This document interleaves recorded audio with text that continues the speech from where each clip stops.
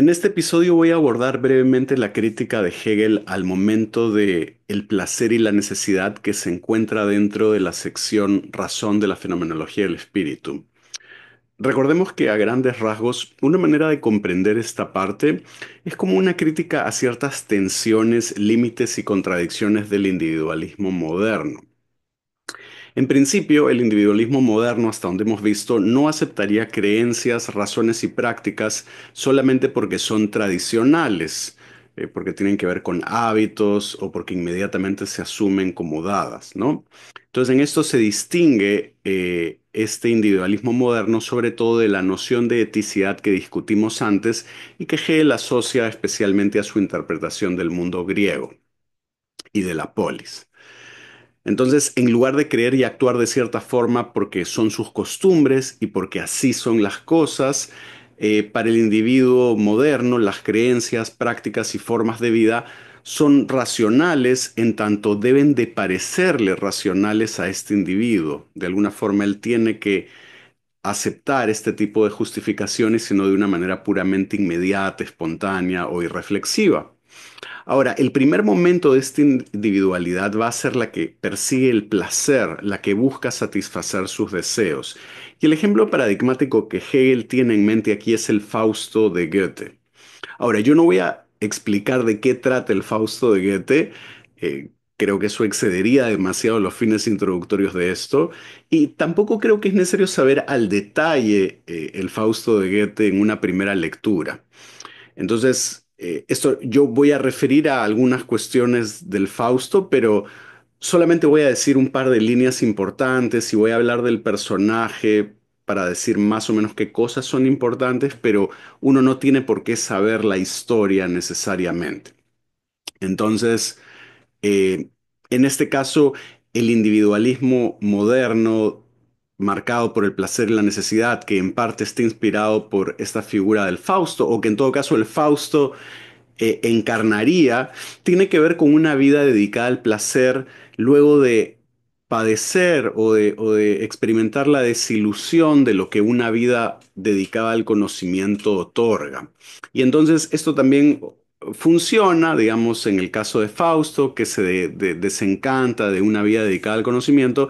Esto opera como un paralelo importante con el primer momento de la razón, que era la razón observante, que discutimos antes y que tenía que ver con el conocimiento, aunque Hegel no hace la transición exactamente igual como sería en el Fausto, por lo menos hay un paralelo interesante con pasar de lo que puede dar el conocimiento o la teoría o la observación a la práctica y cómo realizar la individualidad. Entonces, en este caso, el individualismo moderno, esta primera figura, sí, va a buscar su felicidad, no la va a esperar como un regalo o como una suerte o como una articulación espontánea de los hábitos o de las costumbres irreflexivas de la eticidad inmediato, natural, que idealiza el mundo griego, sino que en este caso el individuo va a perseguir o va a utilizar todo lo que se encuentre, digamos, como medios. Esto incluso puede eh, digamos, apelar a conocimiento prohibido y sobre todo a poder perseguir cosas que puedan estar socialmente prohibidas como el placer carnal, ¿no? Y por eso vamos a hablar de perseguir el placer y de perseguir los deseos. Entonces, Fausto, como este personaje, para nosotros aquí nomás va a representar este académico o este intelectual o este científico de la razón observante que va a abandonar esta vocación puramente intelectual y contemplativa para ser un hedonista que persigue el placer a nivel individual. Y en este caso lo que nos interesa de la historia es que él va a buscar seducir a Gretchen para luego abandonarla.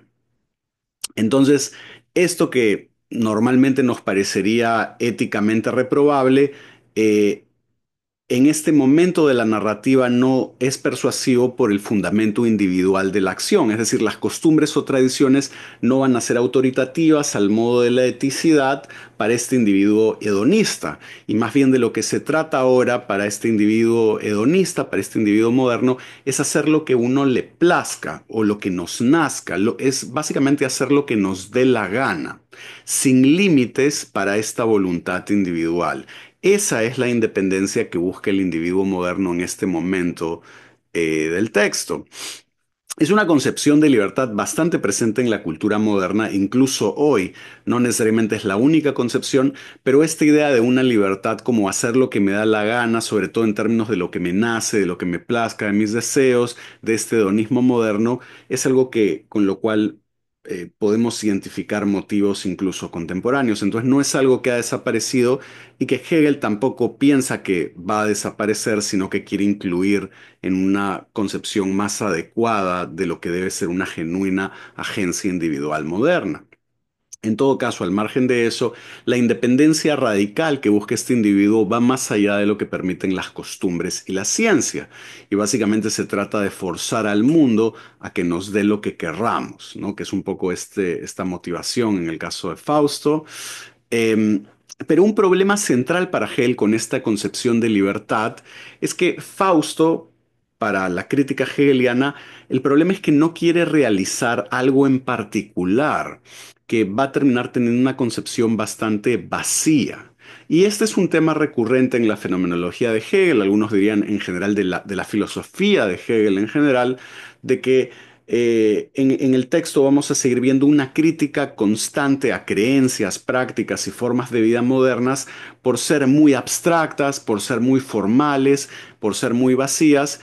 Y esto no porque que algo sea formal o vacío es malo en sí mismo sin más, sino que para Hegel esto tiene problemas reales a la hora de querer vivir de acuerdo a estos principios, estas creencias, estas formas de vida. Esto va a traer una serie de problemas reales, digamos. Entonces, de lo que se trata para nosotros es de entender cuál es ese problema, digamos, que hemos anunciado como una especie de concepción vacía, pero de cuál es el problema con hacer lo que a uno le plazca, que de buenas a primeras para un individualismo moderno parece razonable y persuasivo. ¿Cuál es el problema con no tener límites? ¿Cuál es el problema con hacer lo que me dé la gana, sobre todo si puedo salirme, si uno puede salirse con la suya, digamos? A un nivel básico, el problema para Hegel es que esto es indeterminado, como mencionamos, que es vacío, que no tenemos una concepción determinada de lo que estamos haciendo. Ahora, aquí igual tenemos que preguntar qué significa esto y por qué debería importarnos, por qué Hegel tendría que ser persuasivo. Entonces, el problema es que la aspiración de este individualismo hedonista que persigue el placer, el problema es que en principio uno va a querer realizar todos sus deseos. Pero al rechazar también de plano cualquier límite moral o social porque no es nuestro, porque no surge de nuestros deseos sin más, esto resulta para Hegel en que uno termina siendo un esclavo del deseo. Ese es el resultado final o el problema principal de este perseguir placeres inmediatos o deseos espontáneos. Ahora, uno podría preguntar, ¿por qué uno sería esclavo de sus deseos? Si es que no son acaso nuestros deseos. El punto de Hegel es que uno persigue los deseos que tenga, como que le vienen, que le nacen, que le surgen, pero uno no elige o autodetermina esos deseos en esta concepción hedonista. Esos deseos simplemente nos vienen, no los elegimos realmente. Son algo así como el primer motor en la cadena de lo que nos mueve en la vida, y ese para Hegel es el problema, que no hay límites externos o sociales, como vimos, no es que los códigos morales, las normas, las instituciones nos limitan, pero tampoco hay límites internos porque no tenemos realmente un criterio superior a los deseos inmediatos que nos surjan porque nos surgen. En este caso, sobre todo de placeres carnales prohibidos o de hacer lo que querramos sin importar lo que pase con los demás. Entonces, esto se debe para Hegel con que lo que estamos utilizando como criterio fundamental es lo que a uno le nace desear en ese momento, lo que uno piensa que le va a producir placer y que es lo que persigue inmediatamente. Eso es lo que significa esta expresión que usamos en español de hacer lo que me da la gana. Lo que me da la gana es lo que me nace hacer, pero no es algo que yo elijo o autodetermino de manera reflexiva y consciente en base a algo más que a la contingencia de lo que nos nace. Entonces, esta es una parte fundamental del problema y es algo que Hegel va a mantener incluso en sus trabajos tardíos, en los que no podemos entrar, pero también hay una crítica importante a estas nociones en la filosofía del derecho. Ahora, este no es solamente el único problema de que uno es esclavo de los deseos porque son contingentes y uno no los elige, sino que un segundo problema que se sigue de esto es que al perseguir nuestros deseos que nos nacen, que son espontáneos, contingentes, vamos a inevitablemente realizar acciones y estas acciones tienen consecuencias que no siempre controlamos o buscamos. No siempre nos vamos a salir con la nuestra, con todo lo que idealmente premeditamos. Entonces, la realidad misma sobre la cual actuamos termina imponiendo límites que no siempre queremos, pero que existen. En el caso de Fausto, recuerden que no puedo entrar en detalles por cuestiones de tiempo, al final sus acciones lo llevan a que él no pueda salvar a Gretchen, que había buscado seducir, abandonar y que al final quiere salvar, pero que no puede por una serie de acciones que él va realizando. Entonces, lo importante de esta narrativa es de que las acciones de este individuo terminan creando en parte una identidad y unos efectos que uno no puede simplemente rechazar. Uno realmente no es que carece de límites o que la realidad a uno no le impone límites en última instancia en base a lo que uno se está proponiendo y que efectivamente está haciendo. Entonces, Fausto termina atrapado en sus decisiones y en los resultados de sus acciones por perseguir estos deseos, justamente por ser un esclavo de los deseos. No todo está ni termina bajo su control. Y hay un tercer elemento que está presente, no solo ser esclavo de los deseos, no solo los efectos de las acciones que no podemos controlar y que pueden imponernos límites o generarnos situaciones que nosotros no deseamos, sino que además todos estos deseos que nos vienen, que nos nacen, que nos da la gana de perseguir, no son a priori compatibles entre sí necesariamente. Es decir, hacer lo que me da la gana a todo nivel no es espontáneamente compatible, por decirlo de alguna forma. Entonces, el resultado es que Fausto, digamos que hizo lo que quiso para Hegel, aunque en verdad fue esclavo de sus deseos, y acabó no queriendo el resultado, ¿no? Entonces, esta es una manera en la que esta figura se empieza a autorrefutar por este tipo de movimiento hegeliano, ¿no? De cómo uno trata de vivir de acuerdo a cierto principio o criterio y a la hora de ponerlo en práctica radicalmente uno genera una situación problemática que demanda una solución diferente. Ahora, además de esto, otro efecto que se revela es que Fausto, al querer ser inmune a las tradiciones o convenciones sociales, de acuerdo a esta caracterización en la crítica de Hegel a esta primera figura del individualismo, es de que esto no termina siendo así realmente, porque cuando Fausto no puede salvar a Gretchen, inevitablemente, digamos, las creencias morales de su propio contexto están presentes. El hecho de que se arrepienta, que sienta remordimiento, que haya esta preocupación moral, esto va mucho más allá de los deseos hedonistas. Entonces, sobre todo esta experiencia de remordimiento por no poder salvarla. Entonces, la crítica básica es que el placer y la necesidad implican primero deseos contingentes, también efectos no deseados que se siguen de las acciones, y en última instancia que uno no puede escapar de algo que está presente en el contexto de uno, ¿no? En este tipo de convenciones.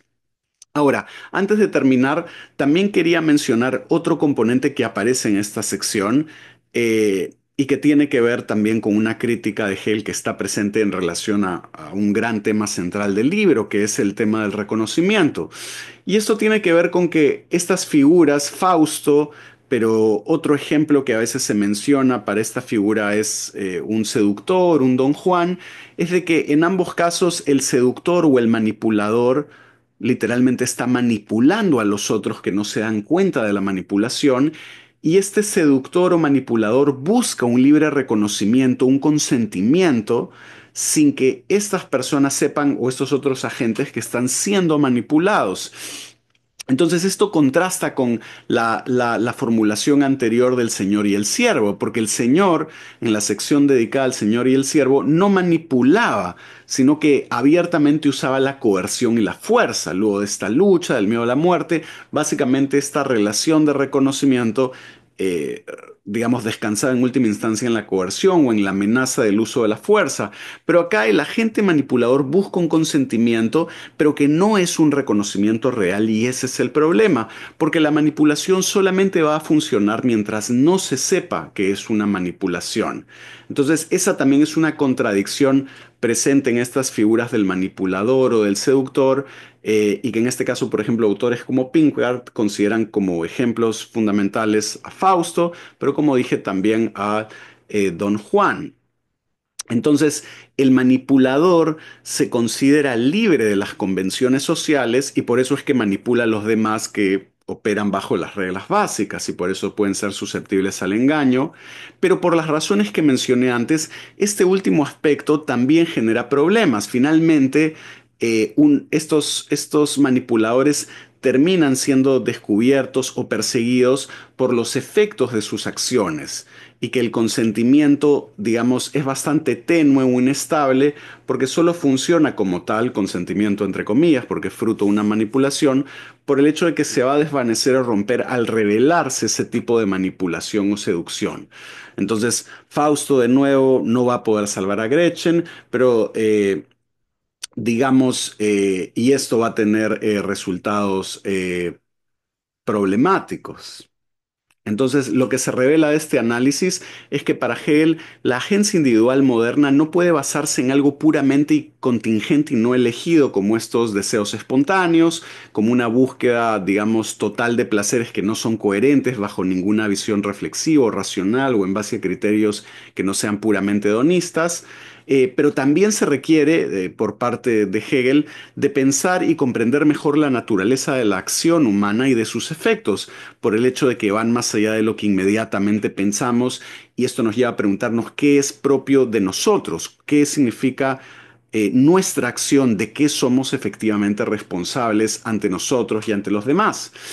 Y finalmente también el otro tema que surge de esto y que va a estar presente todavía a lo largo del libro es el tema de requerir de relaciones de reconocimiento efectivas que no estén basadas en la manipulación, ¿no? Entonces todos estos temas van a ser tareas pendientes que van a seguir desarrollándose en el resto de la fenomenología del espíritu. Y más bien por estas limitaciones no se va a abandonar el individualismo moderno, sino que se va a transitar a una figura donde el criterio ya no sea esta especie de deseo inmediato y contingente, esta búsqueda de placer por el hecho de que genera todos estos problemas, sino que se va a tratar de mantener el individualismo moderno, pero apelando a otro tipo de criterio que va a tener que ver sobre todo con una concepción moderna de los sentimientos. Pero eso lo veremos en un próximo episodio.